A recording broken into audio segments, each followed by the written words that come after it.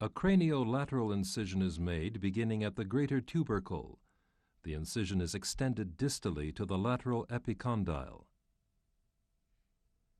The soft tissue covering is reflected, and the position of the proximal main segment of the humerus is inspected. The position of the bone fragments within the area of comminution is examined without excessively manipulating the bone fragments. The position of the distal main segment has to be noted. The insert shows a naked bone specimen with the same fracture pattern. The caudal surface of the proximal main segment should be noted along with the ridge of the medial epicondyle. The intramedullary pin shows the point at which the pin should penetrate the fracture surface and the direction of retrograde pin placement. The pin is driven through the proximal segment and exits the craniolateral surface of the greater tubercle. A bone-holding forceps is placed on the proximal main bone segment. The pin enters the marrow cavity with the shaft of the pin forced against the caudomedial cortex. If the pin has a single point, pull the pin back to exit the bone proximally and retrieve the pin. The pin is reversed, and the blunt end is driven through the previously drilled hole in the greater tubercle. As the pin leaves the greater tubercle, a small incision is made in the surrounding envelope to allow it to exit.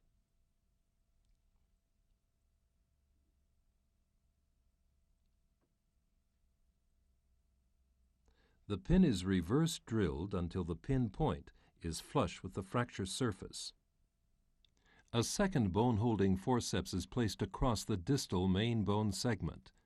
The proximal and distal main bone segments are spatially realigned. The pin is drilled into the distal segment so that the pin point enters at the caudomedial surface. The pin continues to be drilled into the medial epicondyle. The main bone segments are manually distracted to re-establish bone length. The bone specimen shows proper pin placement and spatial realignment of the limb. The pin maintains alignment to make plate application easier. The size and form of the plate are dependent on the size of the patient. Various plates could be used. In this exercise, a standard DCP is used. A bending template is used to determine the contour of the bone surface.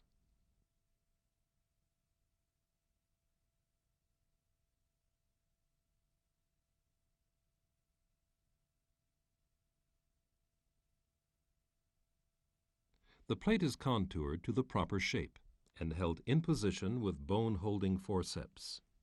Using the green neutral drill guide in the most proximal plate hole, a thread hole is drilled with the 2.5 mm drill bit. In this position, one can most often insert a bicortical screw. If the pin is encountered, a monocortical screw is placed. The appropriate screw length is measured with the depth gauge.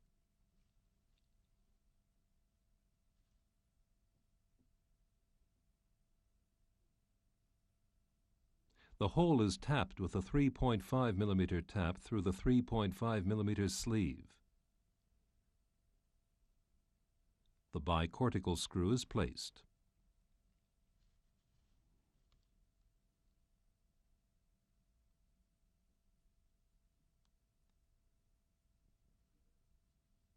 A second, neutral screw is inserted in the most distal plate hole. To avoid the supracondylar foramen, the thread hole is drilled in a caudolateral to craniomedial direction.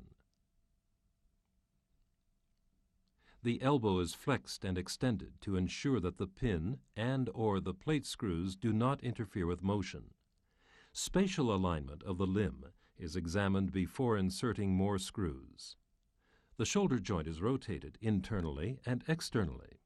Internal and external rotation should be similar.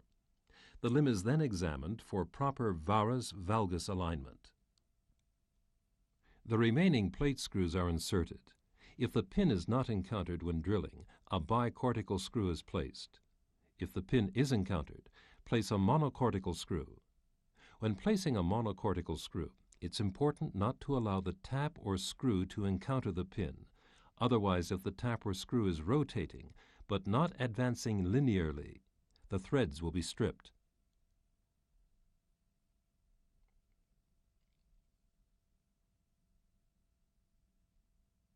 The tightness of all the screws is checked.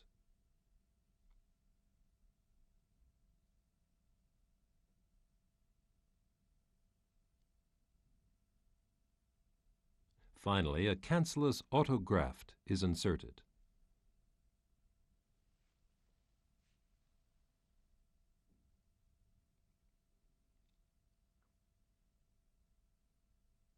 This specimen shows correct pin placement for a supracondylar fracture.